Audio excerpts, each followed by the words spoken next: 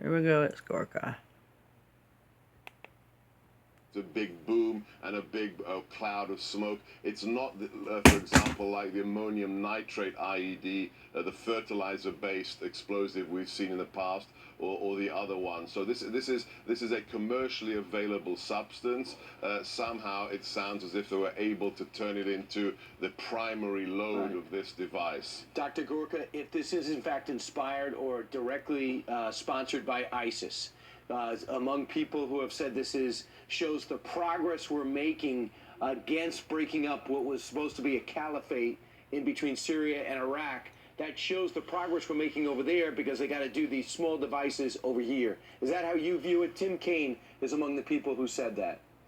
No, absolutely not. I look at the last 2 years and I see the Islamic State fighting a two-front war.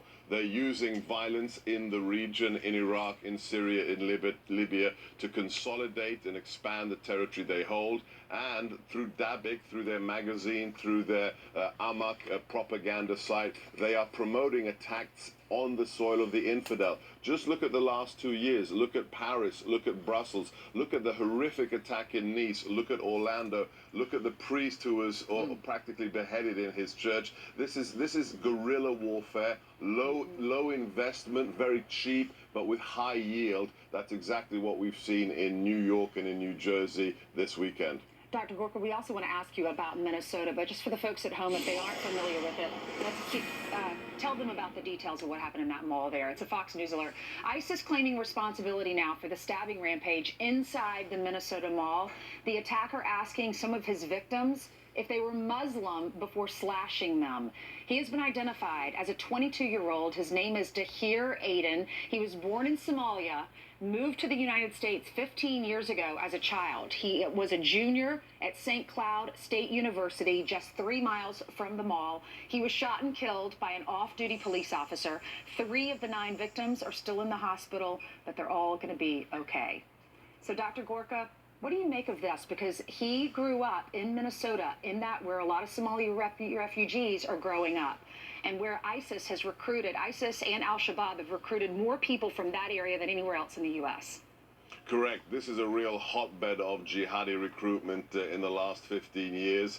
We've seen this before. Let's not forget, since September of last year, the Israelis have suffered scores and scores of knife attacks. They actually call this the knife intifada in Israel. So we may be seeing this coming to America. And this tactic that was used to try and identify if you're a Muslim and give you safe passage, this is something we've seen already. We've seen this in Mumbai. We've seen this in the Dhaka attack in Bangladesh. So anybody who says they're surprised by these attacks doesn't know what they're talking about. We have seen all of this before. Pressure cooker bombs, knife attacks, pipe bombs. This should surprise nobody who follows national security issues. Yeah, apparently the guy with the knife told his parents he was going to the mall to buy an iPhone 7. That not true.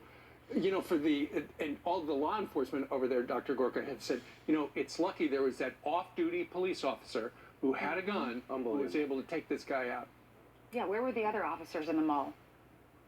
It's always the same. You can only stop a bad guy with a weapon with a good guy with a weapon. It is a blessing that that off-duty officer, who I understand is not from that jurisdiction, was inside that shopping mall and neutralized this terrorist. And by the way, another example of a politician letting his people down, here's Governor Mark Dayton, a Democrat out of Minnesota, in 2015 saying this about those complaining about their community.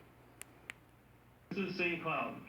Everybody who's here has a right to be here as much as anybody else, and if you can't accept that, then find another state. Yeah. Clean up that community first.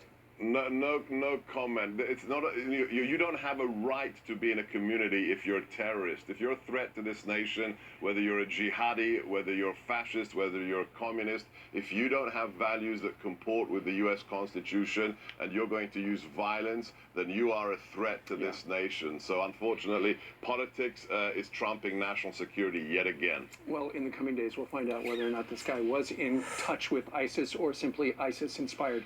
Dr. Sebastian Gorka, thank you very much for joining us on this very busy Monday. Thank you, guys. Thank you.